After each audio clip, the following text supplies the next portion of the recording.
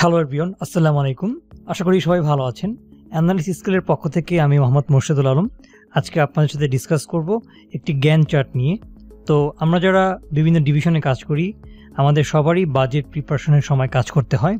তো সেহেতু বাজেট নিয়ে আমি আজকের গ্যান চার্টটি সাজাবো খুবই সিম্পল ওয়েতে।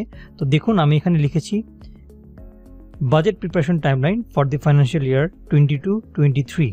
তো দেখুন, আমাদের বাজেটের প্রসেস স্টার্ট হচ্ছে মে মাসের 15 তারিখ এবং শেষ হচ্ছে জুলাই মাসের 12 তারিখ।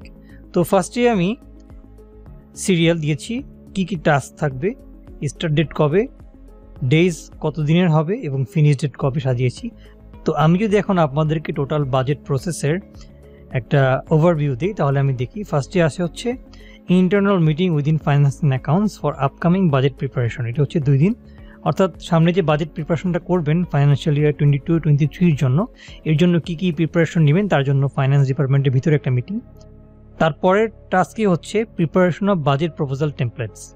আপনি যখন বিভিন্ন রেভিনিউ ডিভিশন, কস্ট সেন্টার ডিভিশনকে আপনার বাজেট টেমপ্লেট পাঠাবেন, কোন টেমপ্লেটে পাঠাবেন এবং কিসের ভিত্তিতে তারা আপনাকে বাজেট প্রপোজাল দিবে, সেই টেমপ্লেটটা রেডি করতে আমি 4 দিন সময় রেখেছি।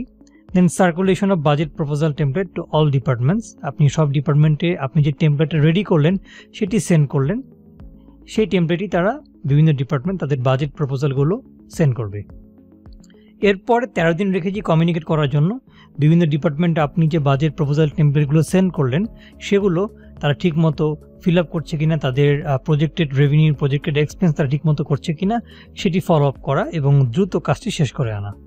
এরপরে টাস্ক হচ্ছে obtain and accumulate budget proposals collected from department থেকে কালেক্ট করবেন এবং সেগুলো অ্যাকুমুলেট করবেন। তারপরে টাস্ক হচ্ছে perform analysis on revenue budget proposals.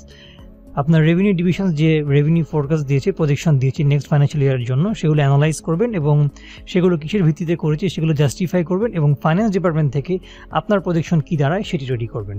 Then communicate with revenue departments and set budget review meetings. Budget review meeting করবেন এবং মিটিংয়ে বাজেটটা সেট করবেন বা সবার সাথে অ্যাগ্রি করবেন, অ্যালাইন হবেন। তারপর হচ্ছে perform analysis on opex budget proposal.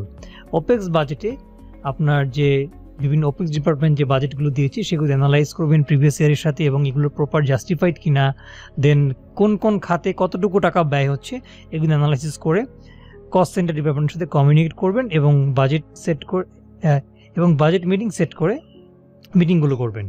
তারপর মিটিংয়ে সবাই অ্যালাইন হলে অপেক্স বাজেট ফাইনালাইজ হলো। তারপরে টাস্ক হচ্ছে consolidate and prepare total budget. Revenue budget আপনার ফিক্সড হয়ে গেল, আপনার অপেক্স ফিক্সড হয়ে গেল। এরপর টোটাল বাজেটটাকে অ্যাকিউমুলেট করে একটি কনসলিডেটেড বাজেট রিপোর্ট প্রিপেয়ার করবেন, বিভিন্ন কস্ট যে খাতে অ্যালোকেট হওয়ার কথা সেভাবে করে। ফাইনালি টোটাল মাস্টার বাজেটটা প্রিপেয়ার হয়ে গেলে টেক অ্যাপ্রুভাল ফ্রম ম্যানেজমেন্ট।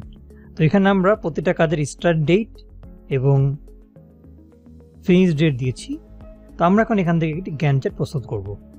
তো ফার্স্টেই দেখুন, এখানে কোন কাজ কবে শুরু হবে শেষ হবে সেটা দেওয়া আছে এবং প্রতিটা কাজের গ্যাপ কতদিন বা প্রতিটা কাজের ব্যাপ্তি কতদিন সেটা দেওয়া আছে। যেমন 17 মে থেকে 20 মে, 17, 18, 19, 20, 4 দিন এভাবে করে দেওয়া আছে।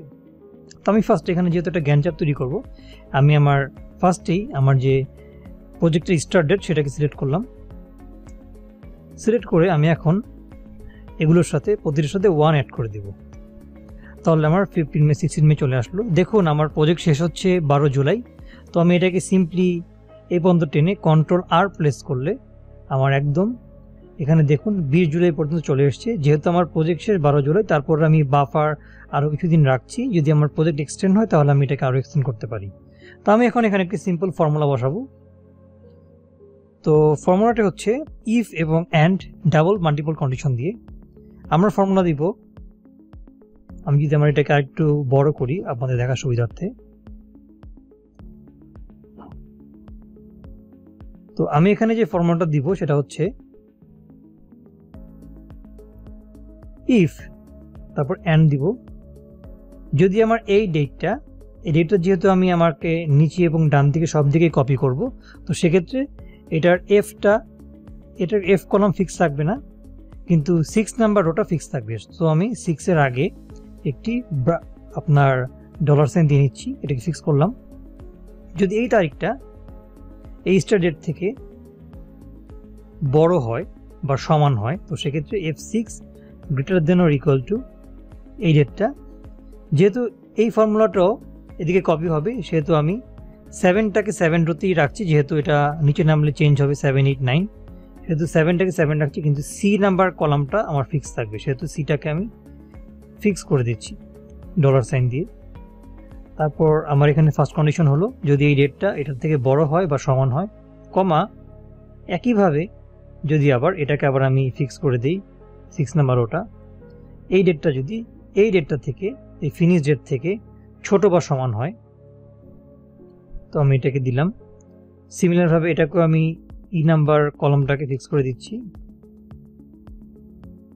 তাহলে আমার অ্যান্ডের কন্ডিশন শেষ হয়ে গেল। যদি এই দুটো কন্ডিশন একসাথে ফিল আপ করে, অর্থাৎ এই 15 মে যদি এই শুরুর ডেট থেকে বড় হয় বা সমান হয় এবং এই 15 মে যদি এই ফিনিশ ডেট থেকে ছোট হয় বা সমান হয়, তাহলে আমার এখানে ভ্যালু শো করবে এক্স। যেহেতু আমি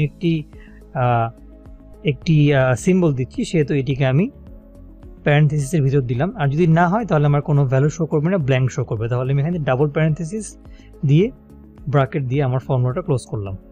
দেখুন এখানে এক্স শো করলো। আমি এখন আমার ফর্মুলাটাকে পুরোটা কপি করব।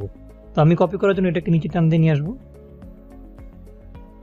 এবং এটাকে আমি ডান দিকে একদম আমার লাস্ট পর্যন্ত নিয়ে যাব। তাহলে দেখুন আমার ফর্মুলাটা কপি হয়ে গেল। এখন আমি আমার যে আপনার এই টেবিলের যে স্ট্রাকচার সেটাকে ঠিক করি। ডিজাইনটাকে আমি টোটালটা সিলেক্ট করলাম, সিলেক্ট করে এখান থেকে আমি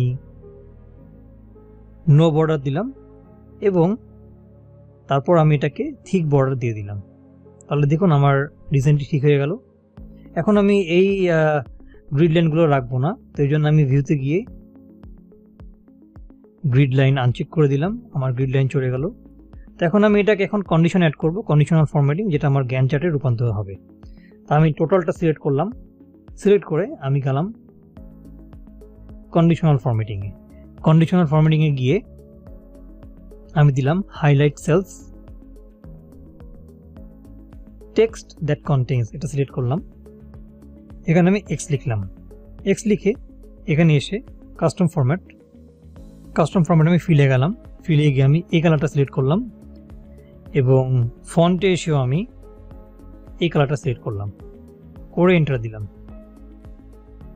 তাহলে দেখুন আমার গ্যান্ট চার্টটি রেডি হয়ে গেছে। এখন যদি আমি এখানে কোনো ডেট চেঞ্জ করি, ফর এক্সাম্পল এটাকে আমি 17 নিয়ে করতে চাচ্ছি, তাহলে দেখুন 5/17 আমার চার্টটি চেঞ্জ হচ্ছে এবং আমার আস্তে আস্তে যে জিনিসগুলো আমার হওয়ার কথা সেগুলো কিন্তু আমার আস্তে আস্তে চেঞ্জগুলো আসছে।